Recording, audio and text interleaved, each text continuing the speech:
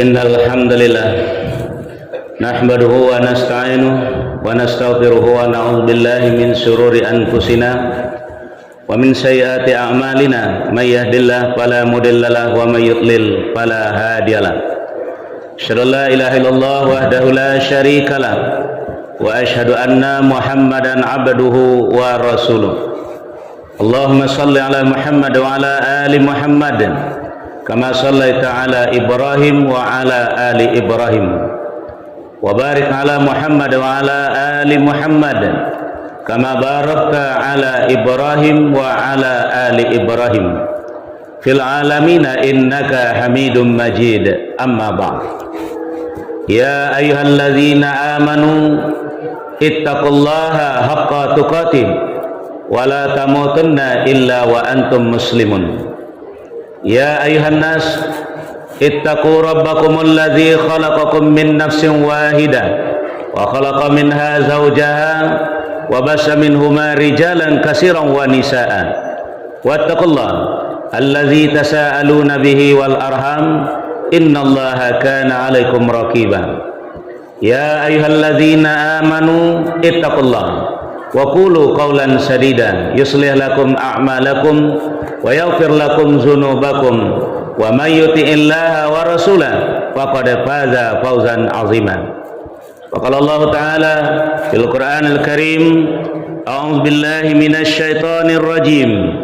Bismillahirrahmanirrahim. Ya ayyuhalladzina amanu, wahai orang-orang yang beriman, la tattabi'u khutuwatis syaitan, jangan kamu mengikuti langkah-langkah syaitan. Wa may yattabi' khutuwatis syaitan, dan barang siapa yang mengikuti langkah-langkah syaitan, fa innahu ya'muru bil fahsya'i wal munkar, maka sesungguhnya dia syaitan menyuruh untuk melakukan perbuatan keji dan mungkar. Walaula fadlullahi alaikum wa rahmatuhu ma zaka minkum min ahadin abada. Kalau bukan karena karunia Allah dan rahmatnya kepada kamu, maka tidak seorang pun di antara kamu yang bersih dari dosa perbuatan keji dan mungkar itu selama-lamanya. Walakinnallaha yuzakki man yasha, akan tetapi Allah membersihkan siapa yang Dia kehendaki. Wallahu sami'un alim, dan Allah Maha mendengar, Maha mengetahui. Qala Rasulullah sallallahu alaihi wasallam, Rasulullah sallallahu alaihi wasallam bersabda, qaribu wasaddidu, biasa-biasa sajalah kamu dalam beribadah mendekatkan diri kepada Allah. Qaribu, mendekatkan diri. Wasaddidu, dan tetaplah di atas jalan yang benar. Wa'lamu, ketahuilah olehmu, annahu lan yanjua ahadu minkum bi amalihi, tidak seorang pun di antara kamu yang selamat karena amal perbuatannya. Qalu wala anta ya Rasulullah, sahabat bertanya, dan tidak juga engkau wahai Rasulullah. Qala, Nabi menjawab, wala ana, dan tidak juga saya, illa ayyataghammadani Allahu bi rahmati minhu wa fadlin, kecuali jika Allah melimpahkan rahmat dan karunia-Nya kepada kita. Hadis yang diriwayatkan oleh Bukhari dan Muslim dari Abu Hurairah radhiyallahu anhu.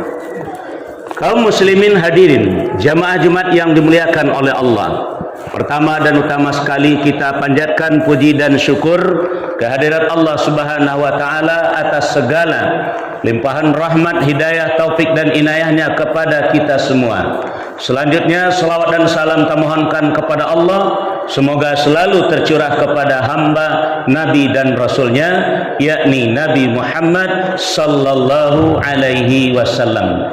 Kaum muslimin hadirin, jamaah Jumat yang dimuliakan oleh Allah, khutbah kita pada hari ini membicarakan tentang rahmat Allah. Dan begitu pentingnya rahmat Allah ini sejak dari Nabi Adam alaihissalam turun dari surga ke muka bumi ini, doa yang pertama diminta itu adalah persoalan rahmat ini di samping dosa yang telah beliau lakukan. Sebagaimana doa yang kita ketahui di dalam surat Al-A'raf, surat yang ke-7 ayat 23, qala, mereka berdua berkata, yaitu Nabi Adam dengan Siti Hawa, Rabbana zalamna anfusana wa illam taghfir lana wa tarhamna lanakunanna minal khasirin. Ya Tuhan kami telah menganiaya diri kami sendiri. Jika Engkau tidak mengampuni dosa-dosa kami dan tidak merahmati kami, niscaya kami termasuk golongan orang-orang yang merugi. Dan kemudian Islam mengajarkan kepada kita, setiap kali kita bertemu dengan saudara-saudara kita, dianjurkan untuk saling mendoakan antara sesama kita dengan mengucapkan salam. Assalamualaikum warahmatullah. Semoga keselamatan dan rahmat Allah atas kamu sekalian. Waalaikumsalam warahmatullah. Apalagi dilengkapi dengan wabarakatuh. Kemudian ketika kita memasuki masjid, diajarkan di dalam Islam kepada kita untuk membaca doa yang kita minta kepada Allah. Setiap kaki kita melangkah kaki kanan memasuki pintu masjid, bacalah kata Nabi, Allahumma ftahli abwaba rahmatika. Ya Allah, bukakanlah bagiku pintu rahmatmu. Ketika di dalam kita melaksanakan solat wajib, solat apapun yang kita lakukan, antara duduk antara dua sujud, kita juga dianjurkan untuk meminta rahmat ini kembali kepada Allah. Yang dibaca boleh Allahumma firli, Rabbi firli juga tidak masalah, tapi lanjutannya adalah warhamni. Ya Allah, ampunilah aku. Ya Rabbku, ya Tuhanku, ampunilah aku. Dan rahmatilah aku. Masih banyak lagi doa kepada orang tua kita juga. Rabbirhamhuma kama rabbayani shaghira. Masih banyak lagi doa warhamna, ya Tuhan kami, beri rahmatlah kami. Begitu pentingnya rahmat ini. Kalau kita bawa kepada ayat tadi, walaula fadlullahi alaikum warahmatuhu, kalau bukan karena karunia Allah dan rahmatnya kepada kita, mazaka minkum min ahadin abada, tidak seorang pun di antara kita yang bersih dari dosa yang kita lakukan karena perbuatan keji dan mungkar itu abada, selama-lamanya. Jadi kita tidak usah overacting, kita tidak usah membanggakan di amalihi, amal-amal yang kita kerjakan sebelum kita mendapatkan rahmat dari Allah Subhanahu wa taala. Begitu pentingnya rahmat ini, sehingga ada lagi doa di dalam surah Al-Imran ayat ke-8, Rabbana la tuzigh qulubana ba'da iz hadaitana wa hab lana min ladunka rahmah wa hab lana min ladunka rahmah innaka antal wahhab wa hab lana min ladunka rahmah, karuniakanlah kepada kami dari sisimu rahmat. Begitu pentingnya rahmat ini. Kaum muslimin hadirin, jamaah Jumat yang dimuliakan oleh Allah, pada hakikatnya doa yang kita ucapkan kepada Allah, doa yang kita minta kepada Allah, doa yang kita mohonkan kepada Allah, pada hakikatnya sudah dikabulkan oleh Allah sesuai dengan janjinya. Tapi kita belum tentu mendapatkan doa yang sudah dikabulkan itu. Sebagai contoh, di dalam surat Al-Baqarah, surat yang kedua ayat 186, Allah berfirman, A'udzubillahi minasyaitonir rajim, bismillahirrahmanirrahim. Wa iza sa'alaka ibadi anni fa inni qarib ujibu da'watad da'i iza da'an falyastajibuli wal yu'minu bi la'allahum yarshudun. Apa kata Allah kepada Nabi? Wa iza sa'alaka ibadi, apabila bertanya kepada engkau Muhammad, ibadi, hamba-hambaku tentang aku, anni fa inni qarib, jawab Muhammad bahwa sesungguhnya aku adalah dekat. Ujibu da'watad da'i iza da'an. Ini janji Allah. Ujibu da'watad da'i iza da'an. Aku akan kabulkan doa apabila hambaku berdoa kepadaku dengan syarat falyastajibuli wal yu'minu bi la'allahum yarsyudun. Hendaklah mereka menjalankan perintahku, hendaklah mereka beriman kepadaku dan berada di atas jalan yang benar tadi. Kaum muslimin, sebagai contoh masalah qabul, masalah diperkenankan kita minta sesuatu kepada orang, misal kita minta jambu umpamanya, Pak kasih jambu 2 buah Pak, apa kata yang punya jambu? Silahkan ambillah. Nah itu sudah diperkenankan, itu artinya sudah qabul. Tapi apakah kita sudah dapat jambu? Belum, cuman permintaan kita sudah dikabulkan. Begitu juga dengan Allah, apapun yang kita minta pada Allah sesuai dengan janjinya, ud'uni astajib lakum, mintalah kepadaku aku kabulkan, sudah dikabulkan, tapi kita belum tentu dapat kalau tidak berusaha. Faliyastajibuli, menjalankan perintahnya. Apa perintahnya? Silahkan ambillah. Ambillah itulah yang harus kita usahakan. Silahkan ambil, itu sudah diperkenankan. Kita berangkat untuk mengambil, itulah yang usaha yang harus kita lakukan. Nah, kita pergi ke bawah pohon jambu tadi, kita lihat di batangnya ada semut, di bawahnya ada duri, akhirnya kita tidak jadi memanjat. Apakah kita dapat jambu? Tidak. Tapi sudah diperkenankan permintaan kita, sudah dikabulkan permintaan kita, tapi kita tidak jadi dapat jambu karena kita tidak mau berusaha. Besok kita datang lagi, Pak, minta jambu 2 buah Pak. Silakan, katanya, ambillah, silakan, kata, masih diperkenankan juga. Lalu kita juga tidak mau mengambil karena ada semutnya, ada durinya dan segala macam. Lalu kita pergi juga tidak dapat jambu. Besok diulang lagi, begitulah seterusnya. Kira-kira kalau sudah seterusnya kita memohon tapi tidak berusaha, apa kata orang yang punya jambu lagi kepada kita?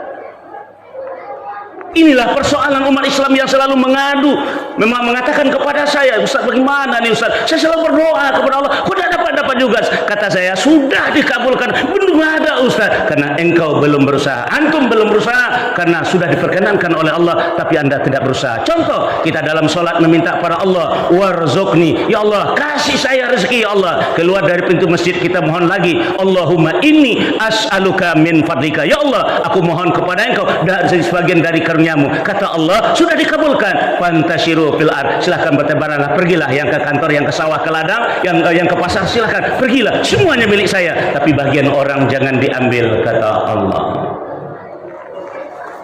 Sudah diperkenankan, kita yang malas sudah berdoa, lalu kita duduk, lalu kita tidur. Bagaimana kita akan mendapatkan apa yang sudah dikabulkan, apa yang sudah diperkenankan?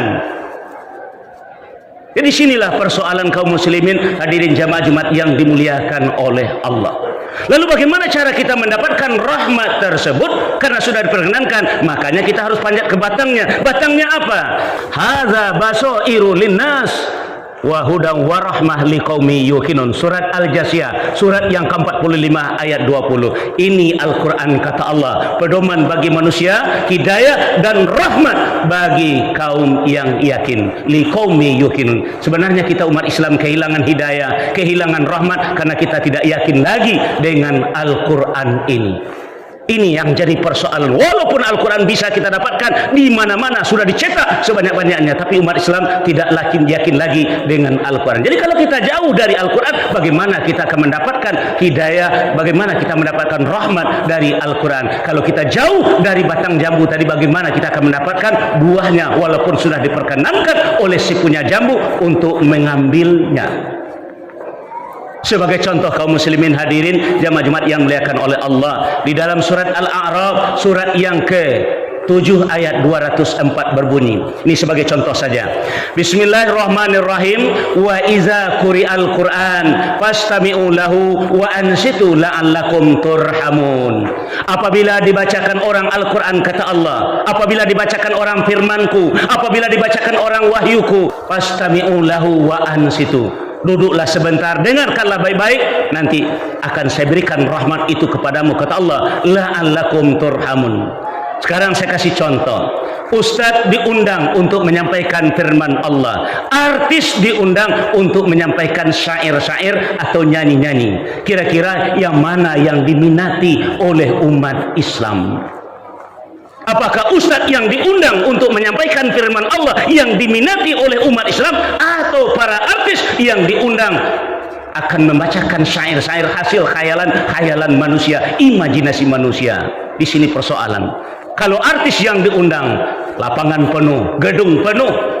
Kalau hujan hari keluar payung, seluruh keluarga dibawa. Begitu antusiasnya, bukan mendengarkan firman Allah, tapi adalah syair-syair yang ditulis oleh manusia. Jadi bagaimana caranya Allah untuk memberikan rahmatnya kepada kita? Walaupun permintaan kita sudah dikabulkan oleh Allah, tapi tidak akan kita dapatkan karena kita tidak ada usaha untuk mendapatkannya, walaupun sudah ada izin untuk itu. Qabul itu artinya diperkenankan, silahkan, itu artinya qabul. Pak, minta jambu 2 buah Pak, silahkan ambillah, itu qabul, artinya diperkenankan untuk mengambil. Tapi kalau kita tidak berusaha, kita tidak akan mendapatkan buah jambu yang kita minta. Begitulah dengan hidayah, begitulah dengan rahmat Allah. Dan juga di dalam surat Ali Imran ayat 132 dinyatakan, wa atiullah wa rasul la'allakum turhamun. Taatilah Allah dan Rasul, nanti kamu akan diberi rahmat. Artinya apa? Mentaati Allah, mentaati Al-Quran, mentaati Rasul, mentaati Sunnah. Nih kita bacakan Al-Quran, ini ayatnya, ini suratnya, ini nomor ayatnya, ini bacaannya, ini artinya. Lalu apa jawabannya? Kalau dion kaji ko sadopa ya awak dinyuma sampai di awak tidak bisa menggari awak dinyuma. Bagaimana cara Allah akan memberikan rahmatnya kepada kita? Disampaikan sunnah Nabi, sampaikan hadis Rasulullah. Jawabannya singkat saja, itu kan Nabi, awak kan tidak Nabi dong. Bukan malah mentaati, malah menghindari, menjauh dari apa yang kita sampaikan, firman Allah dan sunnah Nabi. Di sinilah persoalan umat Islam pada hari ini, karena mereka sudah kehilangan keyakinan. Seperti disampaikan pada kita, haza basairul linnas wa hudan wa rahmah liqaumin yuqinun. Ini Al-Quran, pedoman bagi manusia, petunjuk atau hidayah, dan rahmat liqaumin yuqinun, bagi orang yang yakin. Nah, itu yang pertama. Yang kedua adalah setelah kita mendekat ke pangkalnya, artinya apa? Kita membaca. Kita dekati dulu batang jambu tadi, baru kita membaca. Namanya adalah tilawah. Kalau sudah kita baca, lalu kita pegang batang jambu itu kuat-kuat untuk memanjat ke atas, artinya kita masukkan Al-Quran ke dalam dada kita, yaitu menghafal. Kalau sudah kita pegang, lalu naik ke atasnya, tingkatkan lagi ke dahannya, yaitu kita cari makna, kita tahu artinya Al-Quran ini, karena Al-Quran dalam bahasa Arab. Kalau sudah sampai di dahannya, naik lagi ke rantingnya, makin dekat ke ujung, ke buah jambu yang akan kita ambil. Artinya adalah kita tahu cari dulu bagaimana penjelasan ayat ini dengan ayat ini yang disebut dengan tafsirnya. Baru mendekati akan mengambil buah jambu itu, kita harus hati-hati karena makin kecil dahan yang akan kita injak. Maka di sini disebut dengan tadabbur, menghayati, memahami, merenungkan Al-Quran setiap detik, setiap saat kapan kita beradakan. Kalau sudah sampai kepada tingkatan ini, insya Allah kita akan mendapatkan buah jambu tadi, artinya hidayah, artinya rahmat yang kita minta kepada Allah akan kita peroleh setelah mendapat izin dan kita sudah berusaha untuk hal yang demikian.